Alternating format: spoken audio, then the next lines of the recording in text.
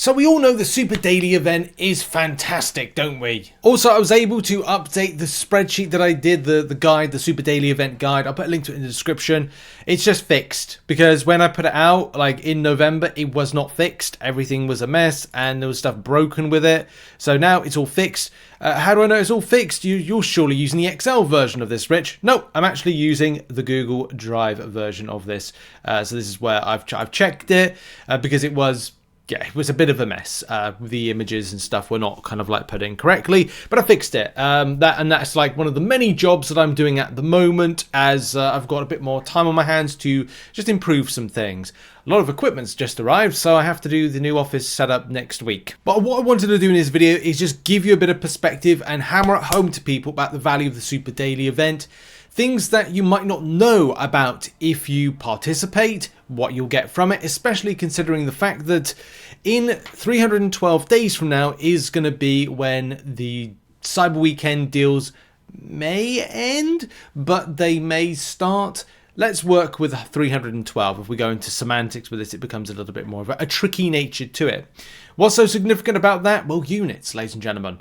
Ladies and gentlemen, units are the backbone of a free-to-play account's life. And of course, if you take 312 days of doing a Super Daily event, times it by 30, you get 9,360 units. What's the significance about that, Rich? Well, first of all, Kabam are giving you 9,360 units by doing next to nothing in the Super Daily event. That would mean, likely, that you could spend 5,000 worth of units here if you're a Valiant player, getting yourself a 1 to 2 rank up gem, maybe a 7-star, some 7-star signature stones, and a little bit of tier 4 alpha, then getting you up to here, which then will allow you a further 4,000 to spend on, that's right, Kabam theoretically allowing you access to, for next to no work, and remember, this is 30 units over 312 days, a rank 3 7-star champion. A similar type of good vibes could be presented to those that were Thronebreaker and Paragon, providing, and Kabam will depreciate the value of things, so you're probably lumbered with something a bit better this time around, this year for 2025. You could get this deal here, that deal there, and then open up to grab yourself 2 tier 4 alphas and 4 tier 6 class catalysts. I don't know what's going to happen this year. Maybe even Paragon will get their own type of separate deals, and Valiant players and a new progression will be presented. We'll have to see what happens this year. But this was really cool to kind of do that calculation to find that just get involved with your Super Daily event. It is so much more easier to farm units. So one of the sneaky little things that I love about the Super Daily event as well, and this is why I wanted to do like a bit of a dissection as to like the benefit. The benefits can be seen. Like I'm spending a lot more of my Supreme Solo Crystal Shards, and that is because I'm picking up arena boosts left, right, and center. And do you know what arena boosts help with doing? Mine have gone because I am trying to use them as much as possible, but let's open up some more of them. Yeah, that's right, you get to milestones quicker. Something that I did a little bit of a video on, and that is really handy. Also, and this is something, golden ISO crystals. Now, I'm not a huge fan of these, mainly because because I'm doing in-game content and I need the boosts that come from them. I also like to grab the arena boost, as we said, to get milestones quicker, which we can see here, like I've got the 5-star ones. And if it's like I'm not using 5 stars in the mode, like the basic arena or like the ones that have 6 stars, I'm using these 5-star ones right here in the catalyst arena, because 5 stars within the catalyst arena are kind of a given with that one, and you can get the boosts off. Like right here for 30 units, this is just not like a game changer, but it's like it's handy to get to those milestones quicker. You can see like on the milestones, I go up to the units and I stop 350k. Just get a load of those 5-star arena boosts and popping them off. Of course, depending on your progression, you get different things as a result. It's certainly debatable about some of the other things like signature stones, like 4-star signature stones, what I'm going to do with those, 5-star signature stones.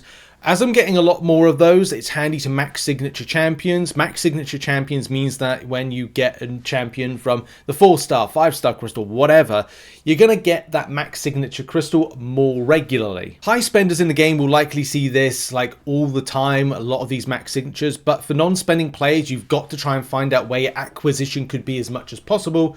Man, like it's so important to kind of get champions.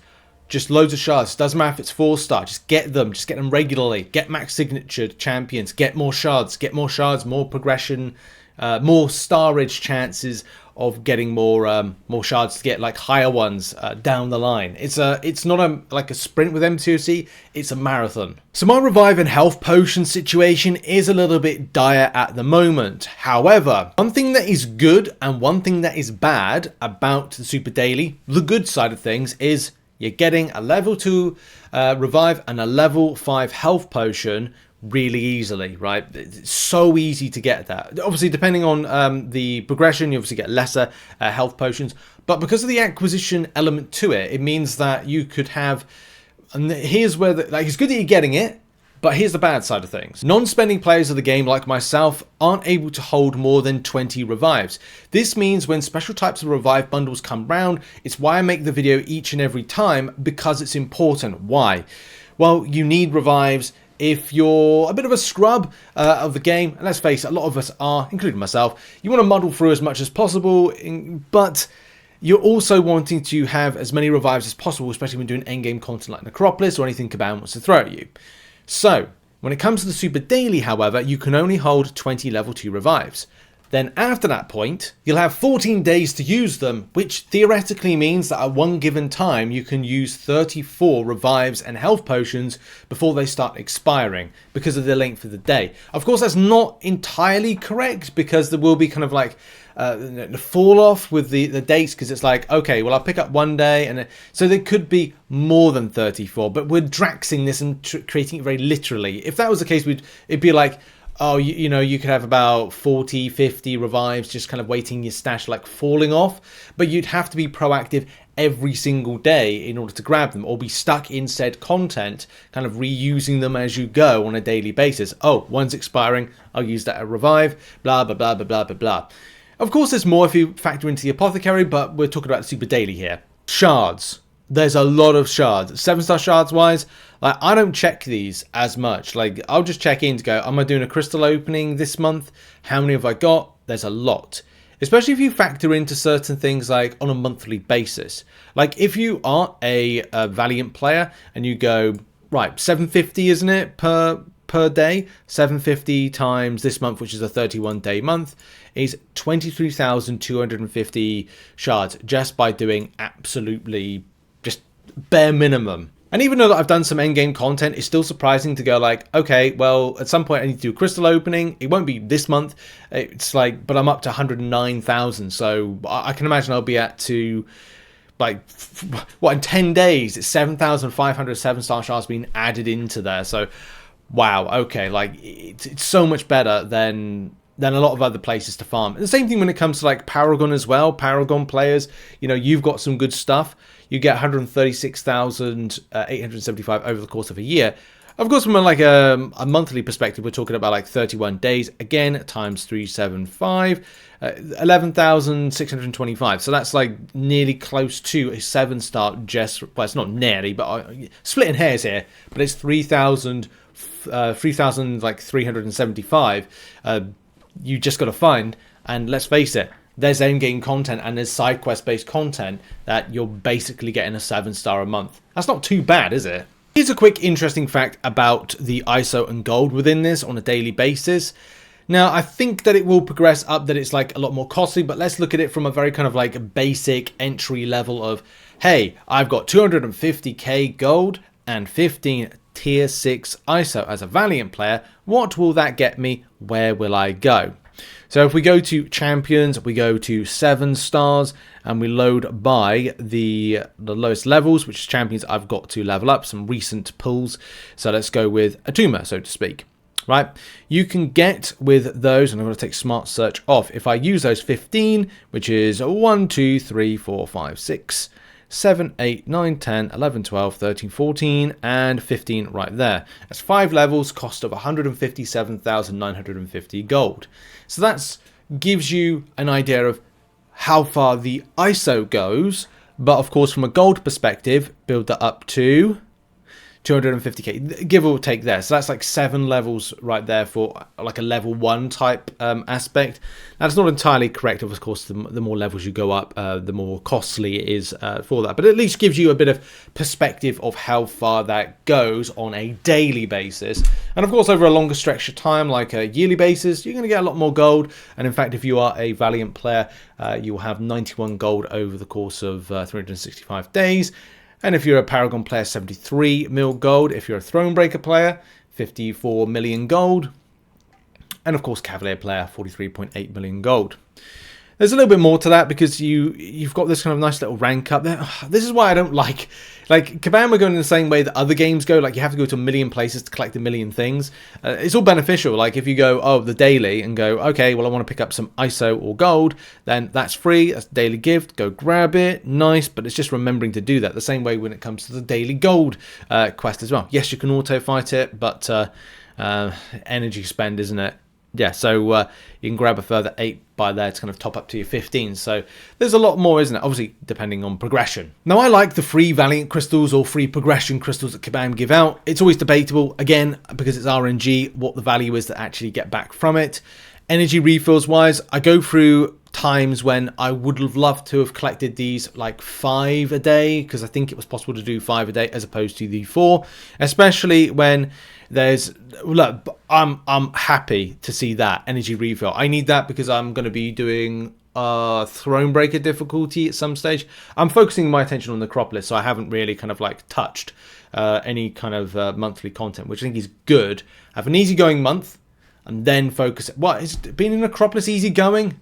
Anyway, RNG bases could get some revives. Saving them up is important, and yes, especially if you're doing the big end game piece of content, as many free of these progression crystals can be helpful down the line to open, because they're not going to have stash expiry, which is a massive issue for a lot of non-spending players. Here's an interesting assessment for you, apart from the fact you know Valiant players need the refined XP, but that's not really kind of something we're going to be covering this this video, but it is important. From a point of view of getting some good stuff to help along your roster, depending on your progression, here's an interesting little factoid for you.